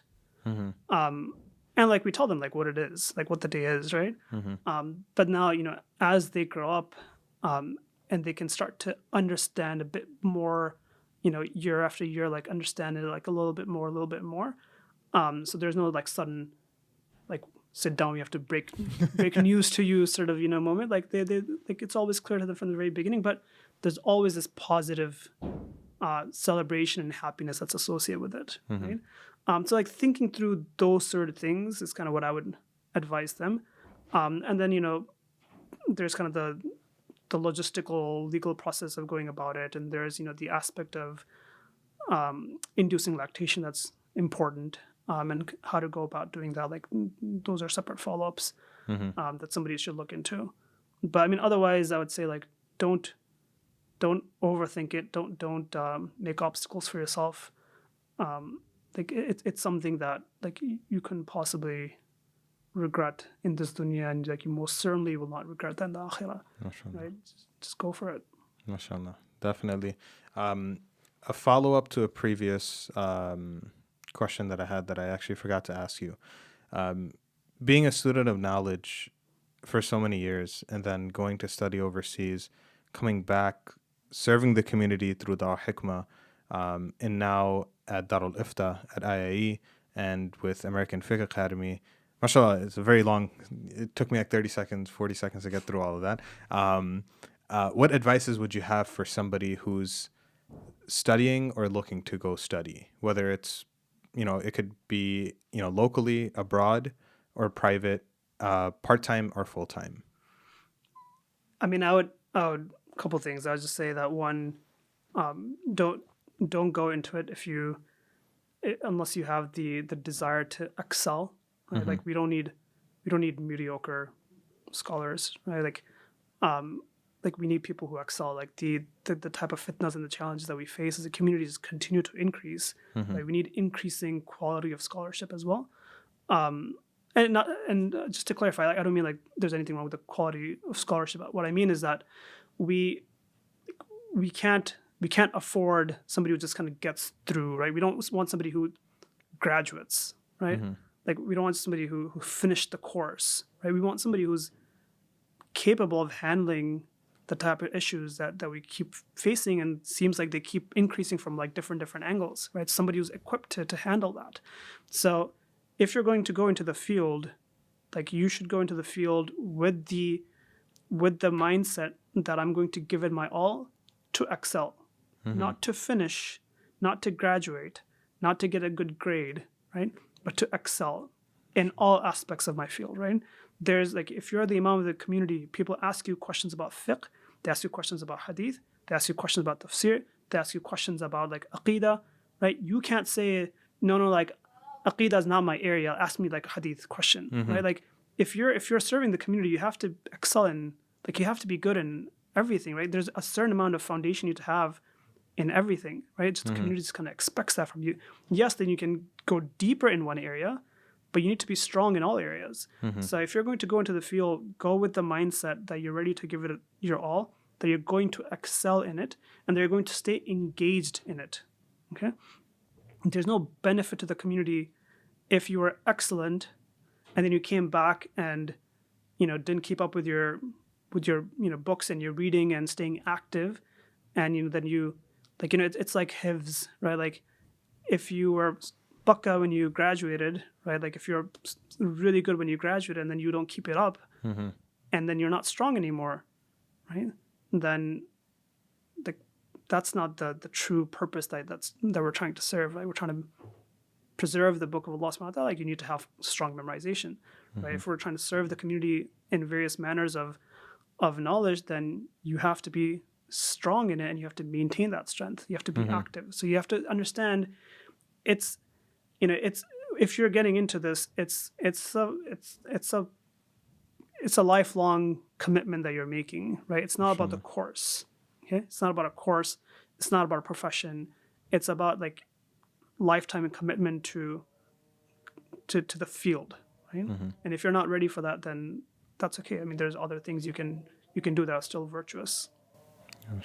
So I heard you have a black belt in Krav Maga. No, it's what it is in Krav Maga there's like 5 levels. So like level 1 is kind of common things that you may face in a street fight, the haymakers and like choke holds and things. And then as you get up and up the level, then it's like knife attacks, then like gun attacks, and eventually like when you get to level 5, then it's very military in terms of like disarming somebody with a AK-47 machine gun, like things of that nature, right? So I did all 5 levels. Okay, of Krav Maga, but I didn't get a black belt for 2 reasons. One is where I was studying didn't kind of offer that. You have to pay and go to St. Louis, or like there's some other process. And the other thing is there's like it gets gimmicky at that point. Like that the purpose was self-defense, and I mean, alhamdulillah, like you learn all of it. So the black belt isn't like it's. I mean, if you want to open up your gym and such, then like those are credentials if you want. But it's not what I was interested in. Did you ever get into like Muay Thai or Jiu-Jitsu? I did do some boxing, like minimal amount of like boxing and kickboxing and some Jiu-Jitsu, and then some Muay Thai as well. But these were like I tried them out for like a little bit, for some time. But then Krav Maga is the one that I eventually landed on, the one that I enjoyed and kind of really vouched for. And I did that for several years. Okay, and kind of finished the course, if you will, in that. Was there anything else that you're kind of looking into, or? I think the only thing that I'd be interested at this point, after doing Krav Maga, would be like parkour. But I feel like now you're just too old for that. Like now you can't take those falls anymore. But like no, otherwise, I mean, I think Krav Maga is really good. It's very practical. How long did it take you for all 5 levels? You can say like each level is about a year. Is kind of how you more or less look at it. Okay. Right? So I mean, alhamdulillah, I did it for a few years. Nice, mashallah. You thoroughly enjoyed it. Went through it. Yeah, I mean, I of all the ones I did, and like I had like a joking kind of back and forth with like Mufti Hussain Kamani on it as well about like no, like it's Krav Maga over Jiu-Jitsu. Yeah, mashallah, he's a purple belt, right? Yeah, I think I don't know what belt he is, but I know like he did like competitions and such too, I think. Yeah. Mashallah. So this was a question we always had when we were younger, right? We would always see you, and I remember Hayat would always bring Umar Hayat. He'd always bring this up. He's just like, man, Mufti Abrar just got like this perfect 90-degree angle, like with his beard. Like he's like, how does he do it? Who's his barber? Just out of curiosity, like what's straight razor, safety razor? trimmer combo? Interesting question. No, I mean, I actually like thought about like getting a straight razor, but I've never got into it. No, I mean, I use like the same Gillette Ultra Plus or something from like when I was like 15. They just the same. Technically, I think that it's even been discontinued. I think, but you can still find like the razor blades on Amazon. Oh, okay. But no, like I just nothing fancy, just kind of the same old. Just simple. No, like no drawing lines and like I know like I actually heard of someone who did that, like drew lines before shaving and such. No, not into that. Like, just Can you walk us through? I mean, mashallah, you've been, you have Darul Iftaa, you have the American Fiqh Academy, you have a full-time job, you have family.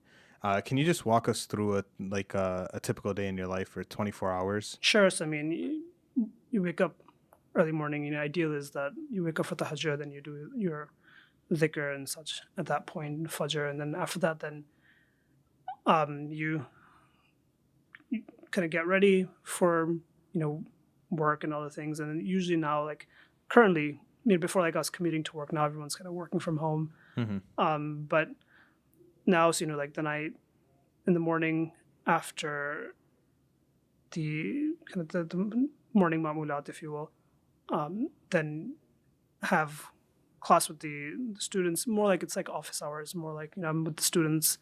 They'll have the students online if they have any questions. If I have any questions for them and such. And then after that, work ends, around let's say 5 or so. Then with the students again. Mm-hmm. Until like 6, after 6, and then until 9 usually, then just kind of with the family, and then after 9, then usually at 9 o'clock I have class or a session or something again, and then kind of depends like until 1:30, whatever, then kind of doing work and then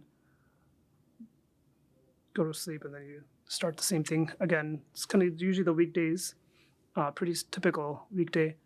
And then Saturdays, from morning until afternoon, like Zuhr time or so, I reserve for like American Fiqh Academy research. Mm-hmm.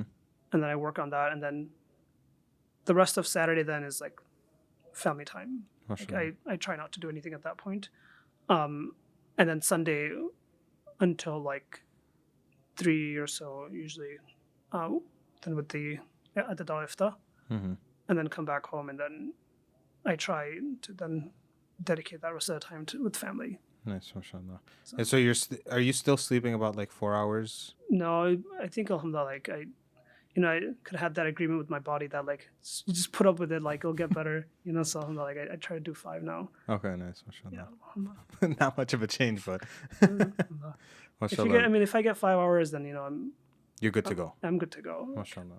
It's fine. If like 5.5 hours is like really good. If I get anything more than that, then it's like I have like just wasted time sort of a feeling. Yeah.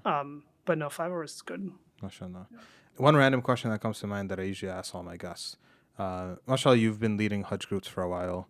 I went to Umrah with you a few years back, about 2 years ago.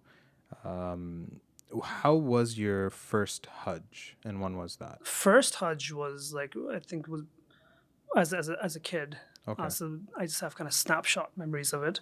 Mm-hmm. My first Fard Hajj was after finishing Alim course. Mm-hmm. It was a very interesting Hajj because like what my uncle lives there, and essentially the way it worked out was to say, okay, no, just come here. Like it wasn't on a Hajj visa. It was like just come here, and then we'll get like a local, like we'll get permission locally for you to go instead of applying for Hajj visa from there. Mm-hmm. Because I was like, I'm not doing Hajj illegally. Like I'm not, not like sleeping in the mountains sort of a Hajj. Like I'm not planning on that. But they said, no, it's not illegal. Like you just come here. Like we'll just get from like locally, we'll just get the permission. Mm-hmm. All right. So when there, so it was a local Saudi Hajj group, and I think that person banked on us not getting permission, but then like alhamdulillah, we got permission. So then when we showed up in Mina, he was like, oh, okay. So then we went to the tent, like the guy at the tent's like, your name's not on the form, like your name's not on the list, you can't get into the tent, because it's only the people who essentially that your guy has paid for, right? And like when you expect someone's not going to make it, then you don't pay for them. So then he's like, oh, okay, like it's like, you guys, and just like in Mina, like you're in the sun, right? It's super hot and you're tired because you got dropped off far and you had to like walk all the way to Mina and such. Because now this is like, you're doing a local style, so you don't have like all the American luxuries, right? So then he's like, okay, just sit in the bus. There's a bus there. He's like, sit in the bus, and then he calls somebody. He's like, have them like sit in the bus, and then I'll take care of it. I said, okay. So we thought, okay, well, let's go sit in the bus. Like it'll be comfortable seating. Like maybe they'll turn, the AC will be on and such. No, like what they meant was in the luggage compartment of the bus. Like you can sit in there, so you're not in the sun. So then, like, I'm sitting now in the luggage compartment of a bus, waiting to like get into my Mina tent. And then eventually they got us in, and it was like a massive, unseparated tent, and like just these thin mattresses, one next to another. Like, there's no aspect of like moving it anywhere because there's nothing below it, and there's nowhere to move it to. So none of the foldable, like chair/sofas and such that you have like in the American tents. Yeah, it wasn't any of that. So it was, it was more of a, it was more mujahada than like you would have an American Hajj. Like we did Qiran as well, so we did Umrah and Hajj together. So when we did Umrah, and then like didn't have any hotel room or such, so then we spent the night in the Haram, and then next day then went to Mina. So it was more challenging than like when I went to Hajj thereafter. Then with after I got married, then my wife and I we went with Zulqarnain, like we went with him for Hajj as guests, not as I didn't want to go as scholar. I just wanted to go as just just like any other person, right? So alhamdulillah, when we went, then I noticed like the difference in the luxuries. But I mean, alhamdulillah, like each Hajj has its own experience. Alhamdulillah. MashaAllah, that's amazing. Jazakallah khairan, Mufti Saab, for coming on, sharing your experience, answering all my ridiculous questions. I really appreciate it. May Allah Ta'ala reward you, bless you, and allow you to expand and put barakah and afiyah in all of your endeavors. Just one last final question. Is there any other future goals that you're looking at, or future plans that you're currently pursuing? No, I mean, I think alhamdulillah, the projects that are ongoing, the American Fiqh Academy, the Darul Iftaa, I mean, these are long-term projects and commitments. There's some other kind of things that perhaps I guess they're not announced yet, that are not like led by me, but that I'm part of.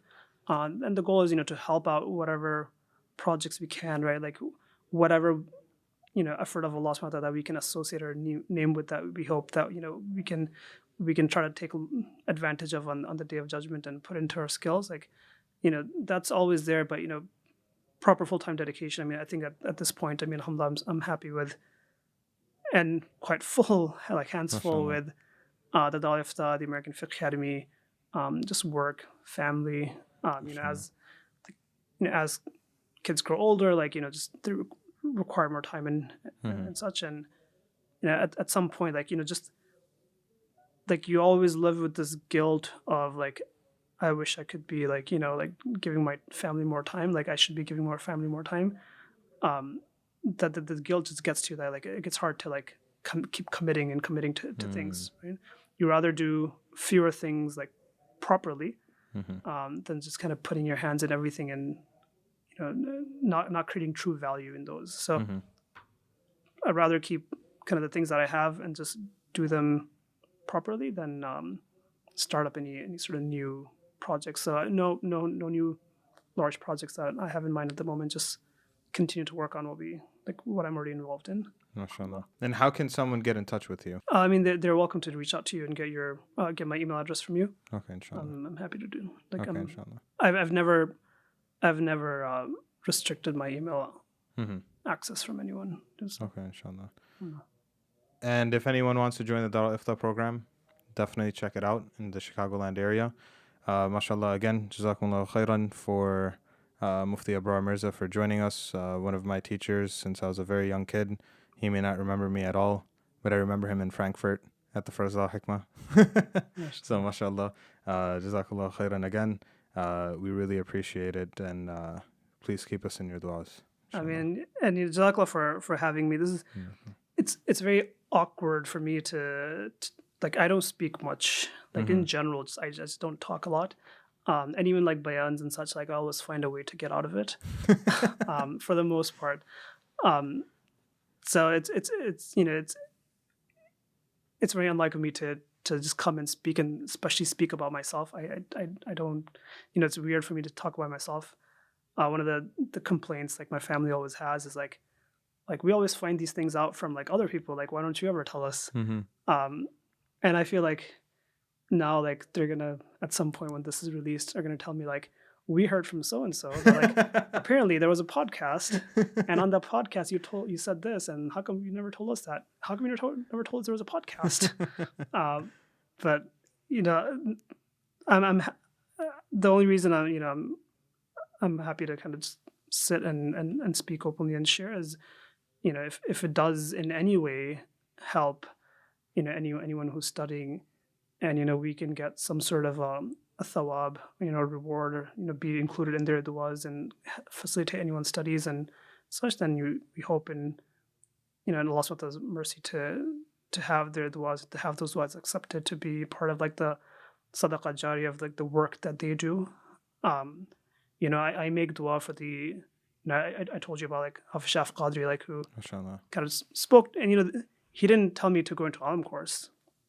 He just told me to, like, here's some Arabic program you should look into, right? But because that set off a certain chain of events, and it was motivating to kind of hear from someone, that I do regularly make dua for him.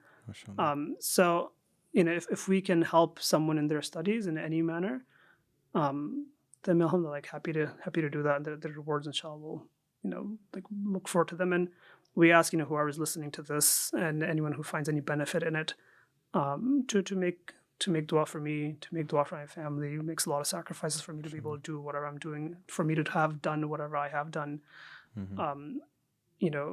And my teachers and everyone, Mashallah, man. Well put, well said, man. Jazakallah khairan again. We really appreciate to have you on. Look forward to, inshallah, in the future, have you on a very, I'll bug you about it later, but on Islamic finance, inshallah, to have a discussion about that. Okay, inshallah. All right. Subhanallah, hamdika wa bihamdika, nashhadu an la ilaha illa anta, nastaghfiruka wa natubu ilayk. Ameen. Assalamu alaikum. Assalamu alaikum.